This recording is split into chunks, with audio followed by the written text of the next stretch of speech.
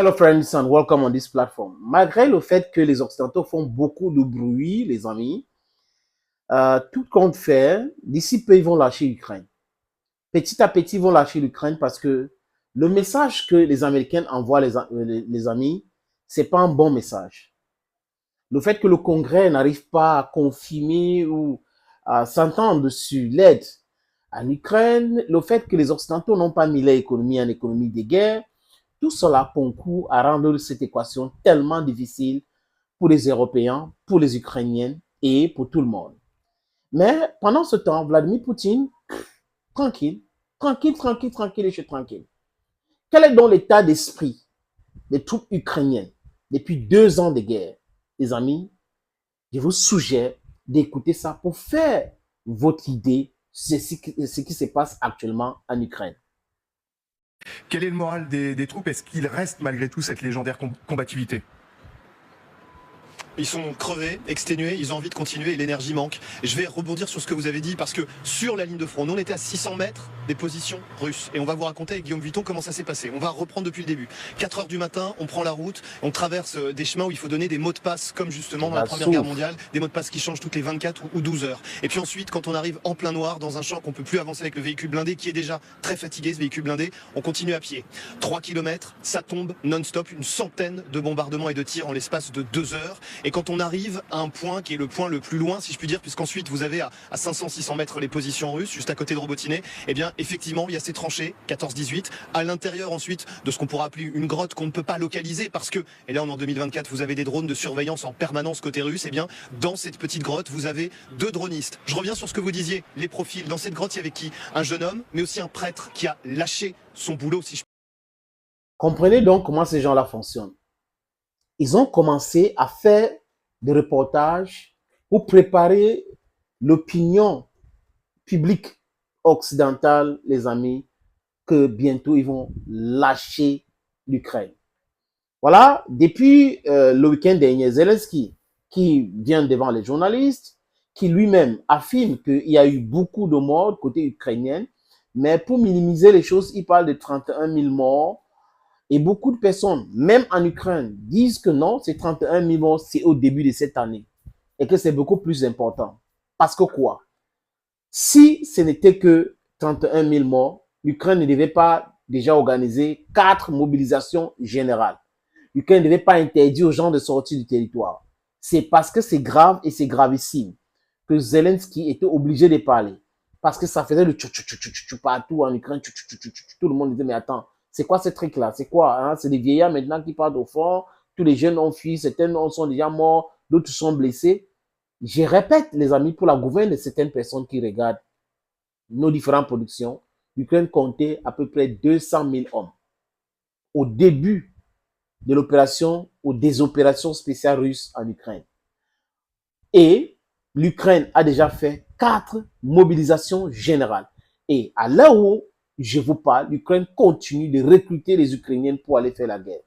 Mais personne n'est motivé. Et ça s'explique, les amis.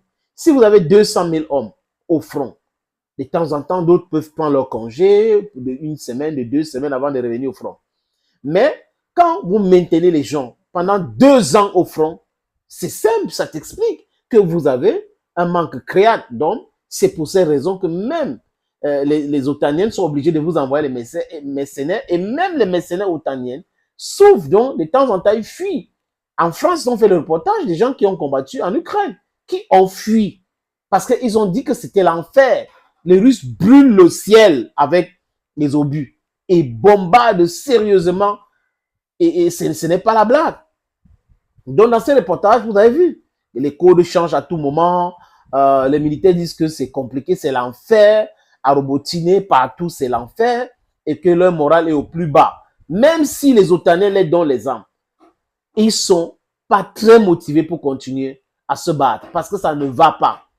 Et dans ce reportage que j'ai regardé, les amis, le journaliste sur le terrain dit clairement que l'Ukraine n'a récupéré, c'est-à-dire que même 1 centime, hein, rien du tout.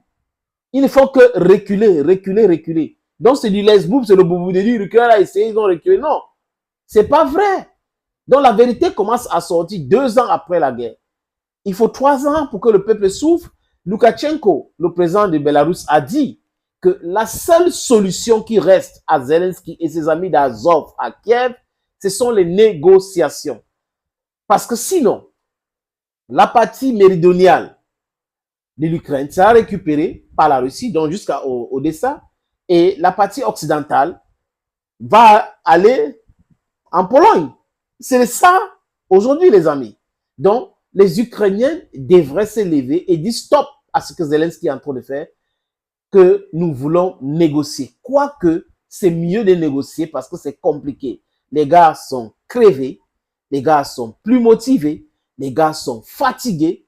Vous imaginez que vous êtes en train de faire la guerre pendant 2 ans, vous ne bougez pas. Vous êtes dans les tranchées et tout ça. Parfois, il n'y a pas la nourriture, parfois ça arrive, mais c'est compliqué. Les drones sont en train de vous surveiller. Et je termine avec ceci qui m'a intéressé dans cette chute-là. Il y a même des prêtres qui ont laissé leur travail pour aller faire la guerre. Ils pouvaient prier Dieu pour régler le problème, non? Donc, on a des prêtres en Ukraine qui ont laissé, qui ont abandonné la soutane pour aller faire la guerre. Moi, je m'adresse donc maintenant au peuple africain, au peuple congolais. Les faux pasteurs là, les faux prophètes là, qui distraient les gens avec des histoires. Vous avez vu que là-bas, ils partent au front. Donc, si vous êtes un pasteur et vous ne pouvez pas motiver les gens pour libérer les terres, vous êtes l'ange du diable. C'est le diable, c'est l'impérialisme qui vous envoie en Afrique. Parce qu'on a des prêtres en Afrique qui ne peuvent jamais conseiller les gens d'aller se battre pour les terres. Ils vont dire Dieu va régler, Dieu, l'éternel des armées, l'éternel des armées. Ça n'existe pas. Si vous voulez une solution à un problème, levez-vous et marchez. Cherchez la solution à ce problème. Priez même 100 ans, ça ne va pas régler le problème. Vous pensez que si c'était la prière, les Africains devaient être dans ce stade-là? Tellement des églises ici, chez nous en Afrique, les prières matin, midi et soir, ce n'est pas ça qui règle les problèmes. Vous pouvez prier si vous voulez bien. Oui, les gens peuvent prier, mais la prière seule n'aide personne. Donc, un homme qui se dit homme, c'est même quoi cette appellation homme de Dieu? Ça ne veut rien dire. D'abord, la Bible, c'est-à-dire qu'il y a tellement de mensonges dedans. La religion, tellement de mensonges dedans. Regardez ce qui se passe à Gaza. Après, les gens vont brandir la Bible. Vous voyez, l'Israël, c'est la terre promise. Promise par qui? La terre promise par qui? Tout ce mensonge, tissu de mensonges, les amis, que les gens utilisent la Bible comme un document cadastre pour faire subir ce que le peuple palestinien subit là. Donc, levons-nous et marcher. Keep walking. Nous devons nous battre pour libérer nos terres. Il n'y a personne d'autre qui va faire. Si on attend l'impérialisme, le capitalisme, ils sont sauvages. Ils sont barbares. Ils ne vont jamais nous permettre de nous libérer. Congolais, Congolaises, levez-vous. Africaines, allez à l'église si vous voulez bien, mais ne mettez jamais dans votre tête que le salut viendra de l'église, que le salut viendra de la Bible, que le salut viendra de quelqu'un qui est quelque part. La solution à vos problèmes réside entre vos mains et ici. C'est comme ça qu'il faut réfléchir. Thank you, friends. Thank you again and bye-bye.